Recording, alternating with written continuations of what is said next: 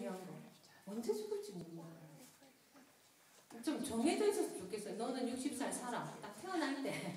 넌 70살 살아. 이러면은 분배가 되잖아요. 내 인생의 70평생을 분배를 돈은 어떻게 쓰고 집은 어떻게 하고 뭐 이렇게 뭐 여행은 얼마만큼 하고 이런 것들이 되는데 이게 예측을 할 수 없게 20살에도 죽고 뭐 30살에도 죽고 40살에도 죽고 그리고 어떻게 죽는다는 게 또 안 정해져 있어요. 아파서 3일 동안 들어 누웠다가 사랑하는 사람과 이별을 한 후 차근차근 마음을 준비해서 죽는다. 이렇게만 해도 우리가 그렇게 죽음에 대해서 두려워하잖아요. 근데 어떤 이유로 죽을지 모른다. 접시물에 빠져서 죽을 수도 있다는 거죠. 뒤로 넘어져서 죽을 수도 있다는 거죠. 그래서 하여간 죽음의 가능성이 도처에 도사리고 있기 때문에 사실은 그것 때문에 두려운 거예요. 근데 굉장한 아이러니가 있어요. 장례식장에 가보면 죽은 자는 말이 없고 살은 자가 통곡한다는 거예요. 그래서 우리는 죽음의 실체를 사실은 알지 못해요. 죽음이 힘든 건지 아픈 건지 무서운 건지 우리는 알지 못해요. 왜? 죽은 자는 말이 없어요. 대신에 임사 체험자들의 얘기가 있죠. 뭐 불빛이 밝아가지고 어디를 따라간다라느니 뭐 하늘의 무지개에서 온몸이 둥 떠오른다느니 뭐 또는 강을 건너간다느니 뭐 기타 등등 임사 체험자는 있어도 그 말을 100% 믿을 수는 없어요. 왜냐하면은 환상이 만드는 것도 많거든요. 우리 생각은 이 환상을 너무 많이 짓기 때문에 그것도 100% 믿을 수가 없어요.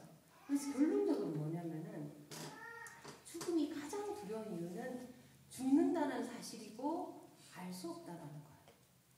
사실은 그래서 죽음을 두려워해야 하냐 말아야 하냐에 대해서 우리 사실 잘 몰라요.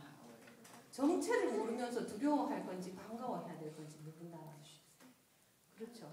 우리가 손님이 오면 어때요? 반가워하죠? 죽음의 정체를 모르잖아요. 고단한 이 몸을 벗고 다음 몸을 받는다 생각하면 굉장히 기쁜 일일 수 있어요.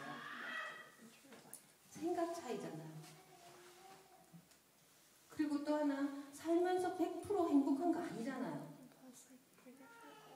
우리가 죽음을 생각해 볼 때가 있어요. 언제 해봐요? 아플 때. 이러다 죽는 거 아닌가. 두 번째, 사는 게 너무 힘들다는 생각이 들어요. 이거 계속 살아야 되나? 그냥 끝내고 다시 시작하면 어떨까? 그런 생각이 들잖아요. 그렇기 때문에 우리들이 이 죽음은 정체를 모르는 두려움을 갖고 있다는 데 대해서 사실은 인식할 필요가 있어요.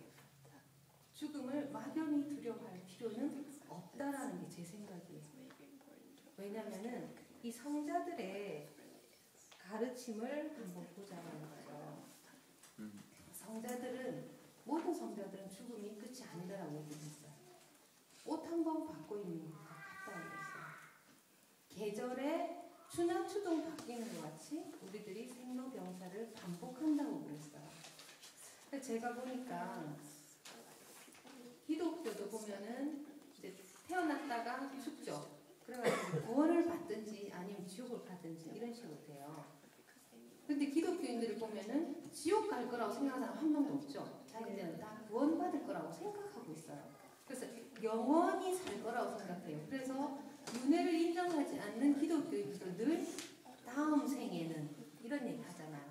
다음번에는. 그래서 그 사람들 머릿속에는 영원한 영생, 계속 하느님의 나라에서 이렇게 산다 하면서도 다음 생을 전제한다는 것은 이번 생에 다음 생을 전제한다는 것은 다음 생에 또 다음 생을 전제할 수 있다는 거잖아요. 그래서 어떻게 보면은 우리 모든 인간들은 윤회라는 것을 생각하고 있는지 몰라요. 그리고 불교 같은 경우에는 확실히 윤회를 믿죠. 다음 생에 태어나실 거예요. 제가 아는 친구는 다음 생에 안 태어나고 싶대요. 안 태어나면 뭐 하냐? 정토극락에서 영생하겠다고 해요. 정토극락에서 영원히 살겠다. 왜? 인간계는 너무 힘들다. 고락상반이지 않느냐. 그러니까 아무리 좋을 때가 있어도 고통이 또 항상 따라오기 때문에 자기는 정토극락에 영생하고 싶다고 그러더라고요. 그래서 저도 궁금하더라고요. 원불교는 과연 죽음 이후의 삶을 뭘로 보는가? 그래서 제가 천도 원문 같은 거 자세히 보잖아요. 그럼 어떻게 기원해줘요? 인도 수생하시어 성불제중의 대업을 성취하시오 이렇게 하잖아요. 그럼 성불제중의 대업을 성취하신 불보살들은 뭐 하셨어요? 또 오셨어요. 뭐 하러 오세요? 이제는 제도하러 오세요. 그래가지고 결국은 오신단 말이죠. 그러면은 쉬는 시간 있죠? 그 영계에 잠시 쉬셨다가 오셔서 제도를 하시고. 그래서 제가 그 생각했어요. 그렇게 제도하시러 온 분들은 해탈하셔서 고통이 없을까? 고통이 없을까요? 중생이 병들매 보살도 병이로다. 그건 거예요. 제가 이렇게 주인공으로 나와가지고 철이 들라고 하는 거예요. 왜냐하면 교도님들의 대소사가 나의 대소사가 되는 거예요. 저의 대소사가 되는 거예요. 그래가지고 무슨 조그만 사소한 일이 교도님들한테 일어나면은 제 행복이 흔들린다니까요. 밥 잘 먹고 있다가 교도님한테 전화 받아 머리 아프다 내 머리가 아프고 잘 먹고 산책하고 있다가 종사님 교통사고 나셨다니까 마음이 콱 아픈 거예요. 그래서 보니까 우리들이 인간 몸을 받아서 오는 이상에는 고락을 떠날 수 없어요. 그런데 뭐가 있느냐? 정도의 차가 있다. 이게 전부인 줄 알고 사는 사람은 안 좋은 일이 닥치면 땅을 치고 통곡하고 좋은 일이 닥치면 하늘을 날듯이 기뻐하고 이렇게 한단 말이죠.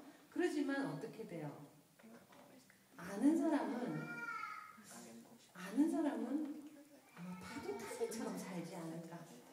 이 파도가 오면 다음 파도가 온다는 걸 알고, 그죠? 난 파도가 왔다가 올라갔다 내려갔다 이런 마음으로 사는 거 아닌가. 근데 모르는 사람은 파도가 높이 치솟으면 이게 단가 보다, 꺼지면 이것이 끝인가 보다 이렇게 산다라는 거죠. 그렇게 해서 그 성현들은 모두가 끝이 아니다. 몸을 바꿀 따름이다. 옷을 갈아입을 따름이다. 그렇게 말씀하셨다는 거예요.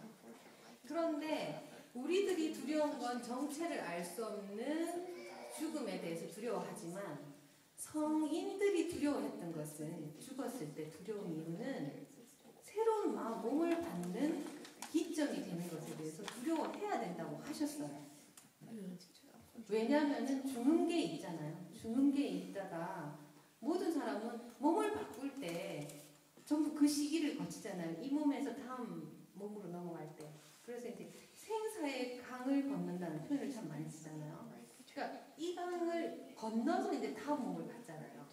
이 강을 가는 이 순간, 중음계에 머무르는 순간, 보통은 7일, 그러니까 49일 내에 이 중음계에 머물다가 몸을 받아서 가기도 하고, 아까 말씀드렸듯이 그냥 바로 가기도 하고, 또는 몇 개월이 걸리기도 하고, 또는 몇 년이 걸리기도 한다는 거죠. 근데 이 시기가 너무나 중요하다라는 거예요. 왜? 이 시기는 새로운 삶을 시작하는 선택권이 있는 시기예요. 선택권이 있는 시기. 그런데 이 시기에 이제 사람마다 차이가 확 난다는 거예요. 애착으로 끌려가는 사람이 있어요. 애착. 가족을 못 잊으면은 가족 주변에 있다가 가족 주변에 몸받을 기회에 확 들어가는 거야. 그 다음에 원착, 원망심. 저 사람 나 도저히 용서할 수 없어. 그럼 죽고 나가고도 그 사람 괴롭히러 거기 가는 거예요.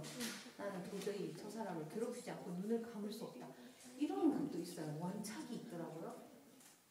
그 다음에 착이 아닌 다음에 가는 것은 업이에요. 지은 대로 가는 거예요. 그런데 이 업을 초월할 수 있는 게 또 하나 있어요. 서원이에요.